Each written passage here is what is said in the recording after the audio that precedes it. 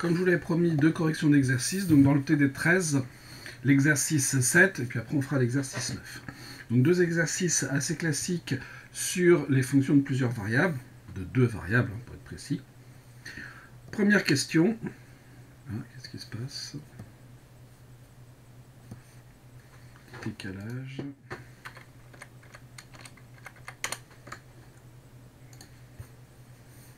Ça va bien. Donc première question, une question très classique qui pourrait même être donnée en terminale. Établir qu'une certaine équation admet une unique solution, ça ne nous pose aucun problème. Donc cette fonction, par exemple je peux l'appeler, donc on a déjà G, je vais l'appeler f par exemple. Je vais m'intéresser à f, la fonction qui a x associe exponentielle de x moins 1 sur x carré. Cette fonction est de classe C infinie sur l'ensemble qui nous intéresse, c'est-à-dire sur 1 demi 1. Bon, et même de C infini sur R étoile à cause du 1 sur x carré. Mais comme on nous demande une unique solution sur 1 demi 1, une étude sur 1 demi 1 nous suffit. Je vais me donner un réel x dans cet ensemble. Et f' de x va être égal à exponentielle x moins. Alors, 1 sur x carré, c'est comme si vous aviez du x à la puissance moins 2, donc moins 2, multiplié par x à la puissance moins 3, c'est-à-dire exponentielle de x, plus 2, pardon, sur x au cube, qui est clairement positif sur l'ensemble en question. Peut-être que le sens de variation peut changer sur un autre intervalle, on ne sait pas, et on s'en fiche quelque part, puisqu'on nous demande juste une unique solution sur 1 demi 1. Donc f est continue, strictement croissante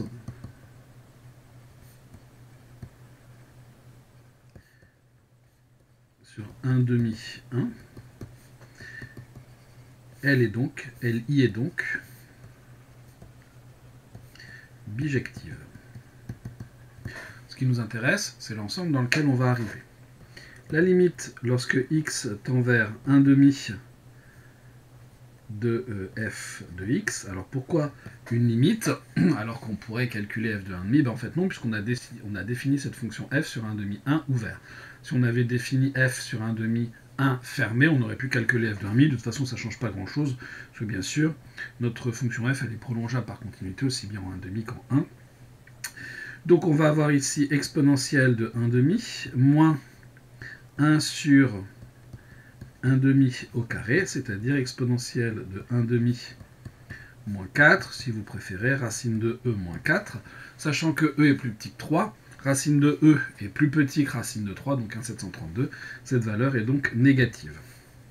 La limite, maintenant en 1, on va avoir exponentielle de 1 moins 1, c'est-à-dire e moins 1, qui est clairement positif. 0, il est bien entre racine de e moins 4 et e moins 1. Donc 0 admet un unique antécédent par f.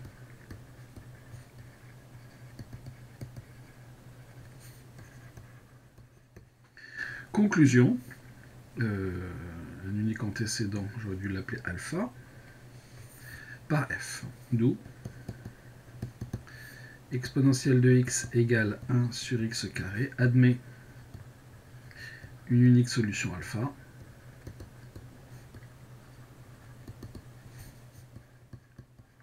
dans 1 demi 1. Et voilà pour cette première question. Il y a un tout petit peu de travail, mais zéro difficulté. Passons à la deuxième question. Représenter graphiquement l'ouvert U, sachant que U, c'est 0 plus l'infini, croix R. Donc il faut que l'on représente l'ensemble des points du plan pour lesquels X est compris entre 0 ouvert et plus l'infini, et Y peut être n'importe quel réel. Donc, fut un temps où j'avais une règle, on va faire autrement. Voilà à quoi ressemble notre repère. Et x doit être strictement positif, donc de ce côté-là. Y peut être n'importe quelle valeur. Voilà U, sachant que ici, l'axe des ordonnées n'est pas inclus. Voilà U. Alors ici, en fait, on pourrait très bien, bien sûr, assurer davantage. Enfin bref, vous avez compris ce que c'est que U. Troisième question, calculer les dérivées partielles de G en tout XY appartenant à U. Bon. Déjà, on peut s'intéresser à la fonction qui à x associe G de xy en se donnant, alors hop, on va mettre ça ici, soit y appartenant à R. Cette fonction, avec g de x qui vaut 1 sur x plus exponentielle de x moins y carré exponentielle de y, et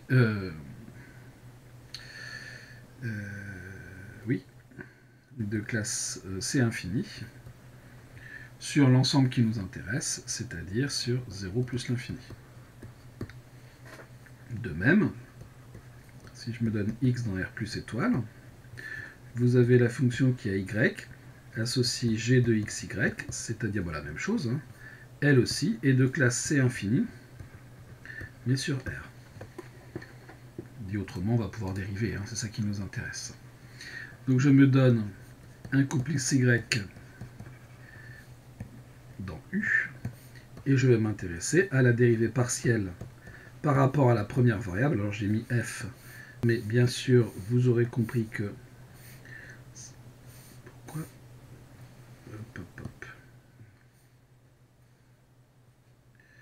J'ai mis f, mais vous aurez compris bien sûr que c'était g.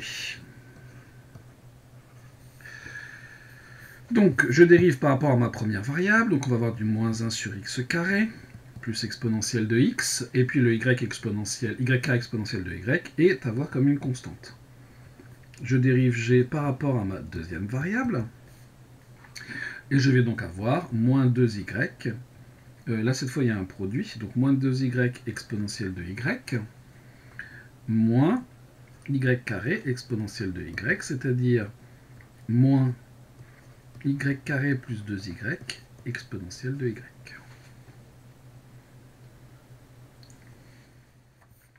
Question 4. Alors, hop, on peut encadrer tout ça quand même. On a nos deux dérivées partielles d'ordre 1. Question 4. Montrer que G admet 2 et exactement 2 points critiques, donc les coordonnées seront exprimées en fonction de alpha. Très bien. Donc xy appartenant à U est un point critique pour G, si et seulement si d rond 1 de G en xy est égal à d2 de G en xy est égal à 0. On a donc exponentielle de x moins 1 sur x carré égale 0 et moins y carré plus 2y exponentielle de y égale 0. Or, eh bien, il se trouve que alpha est l'unique solution de exponentielle de x égale 1 sur x carré. Et ici, vous avez un produit qui est nul. Donc soit vous avez y carré plus 2y qui vaut 0, ou alors exponentielle de y qui vaut 0. Donc ici, x égale alpha, c'est l'unique solution, d'après la question 1. Et ici, l'exponentielle ne peut pas être égale à 0. Donc vous avez y facteur de y plus 2 égale 0. Il y a donc, G admet donc exactement 2 points critiques.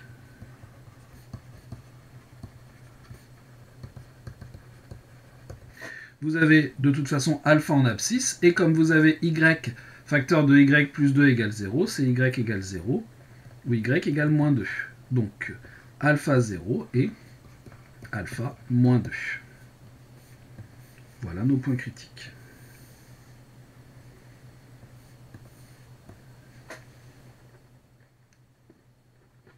on a exprimé les coordonnées en fonction de alpha, pas de problème. Question 5. G admet-elle un extrémum local en un de ces points, un extrémum global? Donc là, on va avoir besoin des dérivées d'ordre 2. Donc, toujours pareil, je m'intéresse à xy appartenant à u. On peut remarquer que la fonction qui a x associe d1 de g en xy est dérivable en tout y. La fonction qui a y associe d1 de g en xy est dérivable en tout x appartenant à R+, R+ étoile même. La fonction qui a x associe d2 de g en xy est dérivable en tout y appartenant à R. Et la fonction qui a y associe d2 de g en xy, elle est dérivable en tout x appartenant à R+. Étoile, en fait, elle serait même dérivable pour tout x appartenant à R, mais ça n'est pas le cas ici. Bref, on a déjà choisi un xy, donc d2 1 de g en xy. Je dois dériver ma première par rapport à x. Donc ma première dérivée partielle, c'est moins 1 sur x carré plus exponentielle de x, et il se trouve que celle-là, j'ai déjà calculé sa dérivée avant, et j'ai trouvé exponentielle de x plus 2 sur x cube.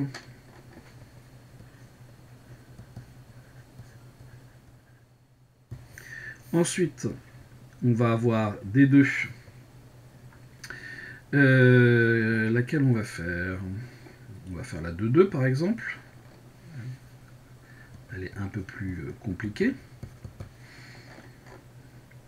Donc, on va avoir moins 2y plus 2 exponentielle de y, moins y carré plus 2y exponentielle de y, c'est-à-dire moins y carré plus 4y plus 2 exponentielle de y.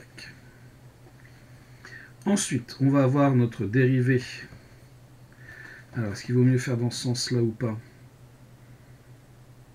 Ça ne change rien.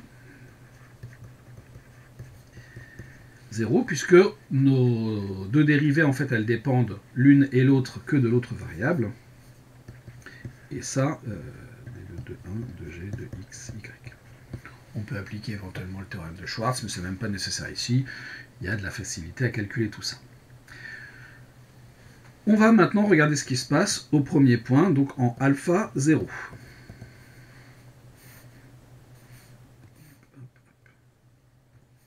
En ce point-là, qu'est-ce qui se passe? En alpha 0, vous avez la matrice hessienne,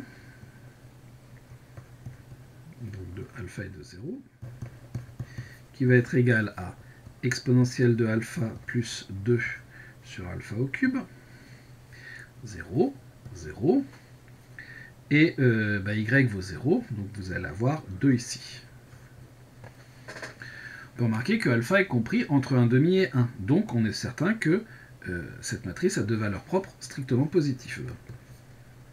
Cette matrice a deux valeurs propres strictement positives.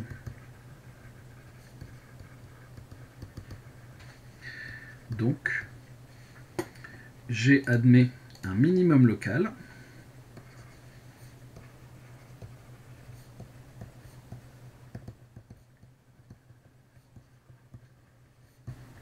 en alpha 0. C'est réglé pour ce point-là.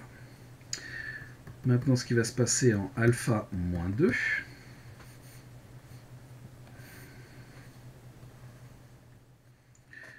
La matrice hessienne. On va avoir exponentielle de alpha plus 2 sur alpha au cube, 0, 0. Et par contre, si y vaut moins 2, donc on a 4 et de 6. Ouh là là, je suis en train de me dire que j'ai fait une bêtise, parce qu'ici, j'ai oublié le moins qui est ici, c'est moins 2. Donc G a deux valeurs propres, non pas strictement positives, mais de signe contraire.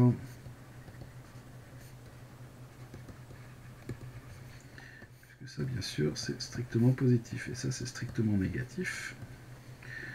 Donc, G admet non pas un minimum local, mais un point colle. Ou point sel si vous préférez l'équitation en promenade en montagne. Donc, voilà. Maintenant, ce qui se passe en moins 2.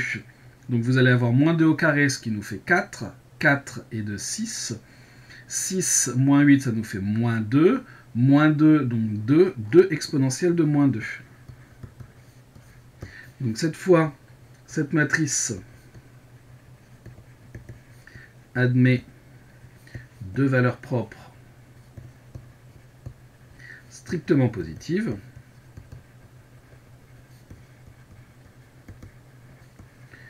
Donc G admet un minimum local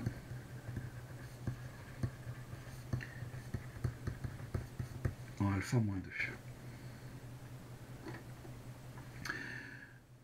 On sait qu'il y a un extrémum local en un de ces points. Cet extrémum est-il global? On va calculer G de alpha et de moins 2.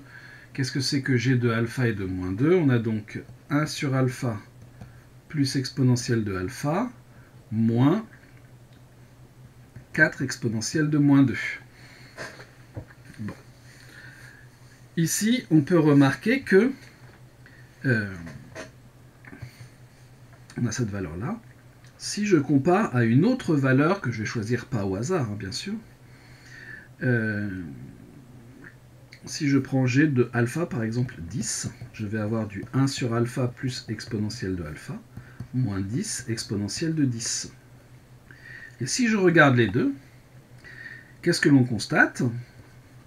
Mais si je calcule par exemple G de alpha 10 moins G de alpha moins 2, on va trouver moins 10 exponentielle de 10 plus 4 exponentielle de moins 2. Et bien sûr, 10 exponentielle de 10, hein, vous vous rendez compte que cette valeur est très largement négative. Donc, G de alpha 10 est inférieur à G de alpha moins 2. Le minimum n'est pas global puisqu'on descend en dessous.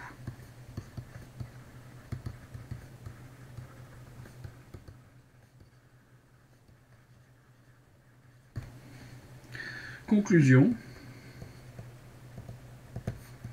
G admet un minimum local en alpha moins 2. Ce minimum n'est pas global.